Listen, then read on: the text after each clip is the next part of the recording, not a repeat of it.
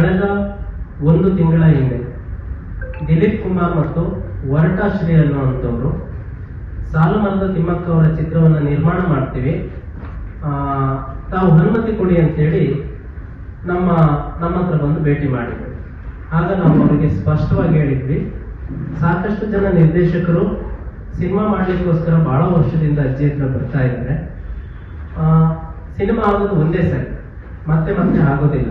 Biopic ಅನ್ನೋದು ಸಾಲುಮರದ ಜೀವನಾಧಾರಿತ ಸಾಲುಮರದ ತಿಮ್ಮಕ್ಕವರ ಜೀವನಾಧಾರಿತ ಚಿತ್ರ ಆಗೋದು ಒಂದೇ ಸರಿ. ಅದನ್ನ ನಾವು ಸರಿಯಾದ ನಿರ್ಧಾರ ತಗೊಂಡು ಸರಿಯಾದ ವ್ಯಕ್ತಿಗಳಿಗೆ ಕೊಡಬೇಕು. ನೀವು ಬಂದಿದ್ದೀರಾ ಅಂದ ತಕ್ಷಣ ನಾವು ಪರ್ಮಿಷನ್ ಕೊಡಕ್ ಆಗೋದಿಲ್ಲ. ಯಾಕೆಂದ್ರೆ ಹಿಂದೆ ಬಹಳಷ್ಟು ಜನ ಬಂದು ಅಜ್ಜಿಯವರಿಗೆ ಹಣ ಕೊಡ್ತೀವಿ, ಬೇರೆ ಕೊಡ್ತೀವಿ, ನಮಗೆ ಪರ್ಮಿಷನ್ ಕೊಡಿ ಅಂತ ಕೇಳಿದ್ದಾರೆ. ನಾವು ಅವಾಗ ಅವ್ರಿಗೆ ಯಾರಿಗೂ ಕೂಡ ಪರ್ಮಿಷನ್ ಕೊಟ್ಟಿಲ್ಲ. ಇವ್ರಿಗೂ ಅದನ್ನೇ ಹೇಳಿದ್ವಿ, ನಮಗೆ ಹಣದ ಅಗತ್ಯ ಇಲ್ಲ, ಸಿನಿಮಾ ಆಗೋದು ಒಂದೇ ಸರಿ. ತಿಮ್ಮಕ್ಕ ಅವರ ಸಿನಿಮಾ ಜಗತ್ತಲ್ಲಿ ಅದು ಜಗತ್ತಿಗೆ ತಲುಪಬೇಕು. ಮತ್ತೆ ಇನ್ನೊಂದು ಕಂಡೀಷನ್ ಅವ್ರಿಗೆ ಹೇಳಿದ್ವಿ, ಏನಂದ್ರೆ ಸಾಲುಮರದ ತಿಮ್ಮಕ್ಕ ಮತ್ತೆ ಅವರ ಗಂಡನ ಆದಂತಹ ಬಿಕ್ಕಲ ಚಿಕ್ಕಯ್ಯನವರ ಪಾತ್ರವನ್ನು ನಿರ್ವಹಿಸುವಂತಹ ಕಲಾವಿದರು ಈ ದೇಶದ ಅತ್ಯಂತ ಹೆಸರು ಇರುವಂತಹ ದೊಡ್ಡ ನಟ ನಟಿಯರು ಬೇಕು.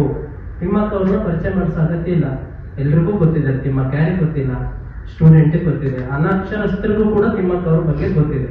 ಅವರ ಜಗತ್ತಿಗೆ ಮುಟ್ಟಬೇಕು ಅಂತ ಕಲಾವಿದರನ್ನ ಕರೆಸಿ ಸಿನಿಮಾ ಮಾಡಿಸ್ಬೇಕು. ನಾವು ಈಗ ಸದ್ಯ ನಿಮಗೆ ಅನುಮತಿ ಕೊಡಲ್ಲ, ಹೋಗಿ ಅಂತ ಹೇಳಿದ್ವಿ. ಅವರು ಕೂಡ ಸರಿ, ನೀವು ಅನುಮತಿ ಕೊಟ್ಟಿಲ್ಲ ಅಂದ್ರೆ ನಾವು ಸಿನಿಮಾ ಮಾಡಲ್ಲ ಅಂತ ಹೇಳಿ ಹೋಗಿದ್ವಿ. ಅದಾಗಿ 1 ತಿಂಗಳ ನಂತರ ಜೂನ್ 10ನೇ ತಾರೀಕು ಒಂದು ಸುದ್ದಿ ಬರ್ತದೆ, ಪತ್ರಿಕೆಯಲ್ಲಿ ಓದ್ತೀವಿ, ಸಾಲುಮರದ ತಿಮ್ಮಕ್ಕ ಅವರು ಬಯೋಪಿಕ್ ಚಿತ್ರವನ್ನ ಮಾಡ್ತಾ ಇದ್ದೀವಿ, ಇಂಥವ್ರು ನಾಯಕಿ, ಇಂಥವ್ರು ನಿರ್ದೇಶಕರು, ಅರ್ಧ ಸಿನಿಮಾ ಶೂಟಿಂಗ್ ಮುಗಿದೋಗಿದೆ, ಇನ್ನರ್ಧ ಸಿನಿಮಾ ಶೂಟಿಂಗ್ ಬರದಿಂದ ಸಾಗ್ತಾ ಇದೆ, ಸಾಲುಮರದ ತಿಮ್ಮಕ್ಕ ಅವ್ರನ್ನ ನಾವು ದೇಶಕ್ಕೆಲ್ಲ ಪರಿಚಯ ಮಾಡ್ತೀವಿ ಅಂತ ಹೇಳಿ ಸುದ್ದಿ ನೋಡ್ಬಿಟ್ಟು 1 ನಿಮಿಷ ತಿಮ್ಮಕ್ಕ ಅವ್ರಿಗೆ ಹೇಳಿದ್ರು.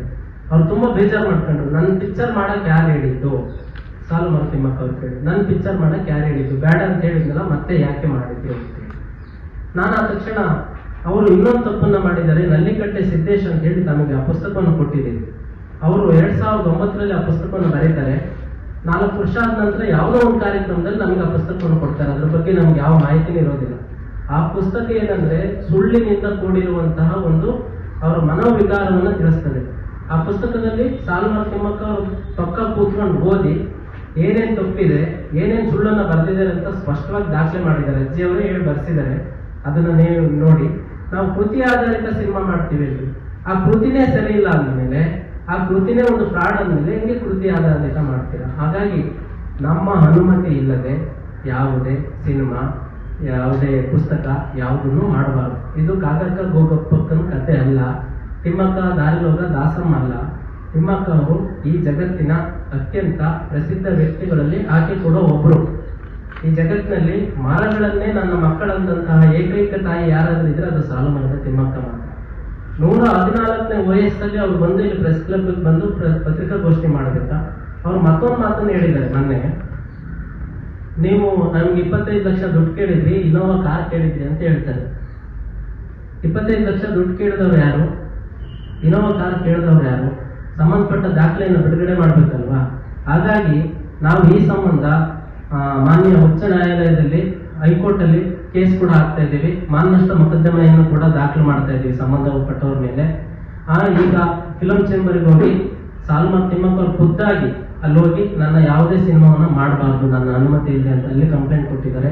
ಸೆನ್ಸಾರ್ ಮಂಡಳಿಗೂ ಕೂಡ ಕಂಪ್ಲೇಂಟ್ ಕೊಡ್ತಾರೆ. ಈ ಸಿನಿಮಾಗೆ ಸಂಬಂಧಪಟ್ಟಂತಹ ಎಲ್ರಿಗೂ ಕೂಡ ಕಂಪ್ಲೇಂಟ್ ಕೊಡ್ತಾರೆ.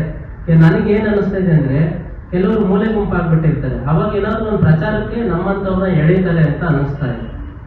ಹಿಂಗಾದ್ರೂ ಮಾಡಿ ಒಂದು ಹೆಸರು ಮಾಡ್ಬಿಡೋಣ, ಮತ್ತೆ ಒಂದು ಸಮಾಜಕ್ಕೆ ಒಂದು ನಾವು ಇದೀವಿ ಅಂತ ತೋರಿಸ್ಕೊಳ್ಳಕ್ಕೆ ಇಂಥ ಕೆಲಸನೆಲ್ಲ ಮಾಡ್ತಾರೆ ಅನ್ಕೊಂಡಿದೀವಿ. ನಮ್ದು ಯಾವುದೇ ಗೊಂದಲ ಇಲ್ಲ. ನಮ್ಮನ್ನ ಇಷ್ಟು ವರ್ಷ ನೀವು ನೋಡಿದ್ದೀರಿ. ಕಳೆದ ಅವರು ಮತ್ತೊಂದು ಪ್ರಶ್ನೆ ಕೇಳಿದಾರಂತೆ ನಮ್ಮ ಓಡಿ ಚಿನ್ನಿಯವ್ರ ಹತ್ರ, ಸಾಲುಮರದ ತಿಮ್ಮಕ್ಕ ಅವ್ರಿಗೆ ಅವರೇ ಮಗ ಅನ್ನೋದಕ್ಕೆ ಏನ್ ಗ್ಯಾರಂಟಿ? ನಾನ್ ಮಗ ಅಲ್ಲ ಅನ್ನೋದಕ್ಕೆ ನಿನ್ನಂತ ಏನಾದ್ರು ಪ್ರೂಫ್ ಇದ್ರೆ ತಗೋಬರಪ್ಪ. ಇಬ್ರು ತಾಯಿ ಮಗ ಜೊತೆಲೇ ಕೂತಿದ್ದೀವಿ. ತಿಮ್ಮಕ್ಕ ಅವ್ರಿಗೆ ಇನ್ನೂ ಜ್ಞಾನ ಕೆಟ್ಟಿಲ್ಲ, ಜ್ಞಾನ ಸ್ಪಷ್ಟವಾಗಿದ್ದಾರೆ, ಚೆನ್ನಾಗಿದ್ದಾರೆ.